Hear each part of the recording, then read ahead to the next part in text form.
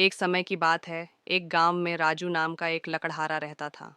वह प्रतिदिन जंगल जाकर लकड़ियां काटकर अपना गुजारा करता था। एक दिन वह एक नदी के किनारे सूखे पेड़ से लकड़ी काट रहा था। लकड़ी काटते हुए उसकी कुल्हाड़ी उसके हाथ से छूटकर नदी में गिर गई। वह तुरंत नीचे उतर गया और नदी के पास जाकर देखने लगा। उसने देखा कि नदी बहुत गहरी थी और अब वह उदास हो गया। उदास होकर वह जमीन पर बैठकर रोने लगा और मन में सोचने लगा कि बिना कुल्हाड़ी वह अपने परिवार का पालन पोषण कैसे करेगा। वह यह सब सोकर और जोर जोर से रोने लगा। उसकी आवाज़ सुनकर नदी में से एक देवता बाहर आए।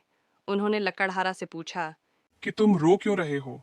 लकड़हारे ने उन्हें बताया। कि उसकी कुल्हाड़ी नदी में गिर गई है और अब वह बिना कुल्हाड़ी के अपने परिवार का पालन पोषण नहीं कर सकता है और उसे तैरना भी नहीं आता है, इसलिए मैं रो रहा। वो देवता ने कहा। तुम यहीं रुको, मैं तुम्हारी कुल्हाड़ी लेकर आता हूँ। गए और कुछ समय बाद अपने हाथ में 3 कुल्हाड़ियां लेकर बाहर आए। एक कुल्हाड़ी सोने की थी, दूसरी चांदी की और तीसरी एक लकड़ी की कुल्हाड़ी थी। उन्होंने लकड़हारा से कहा। यह सोने की कुल्हाड़ी तुम्हारी है क्या। लकड़हारे ने जवाब दिया। नहीं, ये मेरी नहीं है। उन्होंने फिर चांदी की कुल्हाड़ी दिखाते हुए पूछा। क्या यह कुल्हाड़ी तुम्हारी है। लकड़हारे ने फिर जवाब दिया। नहीं। फिर उन्होंने तीसरी लकड़ी की कुल्हाड़ी लकड़हारे को दिखाते हुए कहा। क्या? क्या यह तुम्हारी कुल्हाड़ी है। लकड़हारे ने कहा। हाँ, यह मेरी कुल्हाड़ी है। देवता ने लकड़हारा से पूछा। कि तुम इन सोने और चांदी की कुल्हाड़ियों को भी अपना बता सकते थे, तो तुमने इस लकड़ी की कुल्हाड़ी को अपनाया क्यों, बता। लकड़हारे ने कहा।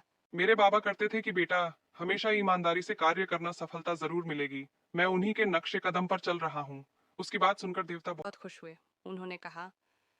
मैं तुम्हारी ईमानदारी से बहुत खुश हूँ। तुम ये कल तीनों कुल्हाड़ियां ले जाओ। ये तुम्हारी ईमानदारी का इनाम है। कुल्हाड़ी लेकर किसान घर चला गया और अपने परिवार के साथ हंसी खुशी रहने लगा। सिख हमें हमेशा ईमानदार रहना चाहिए।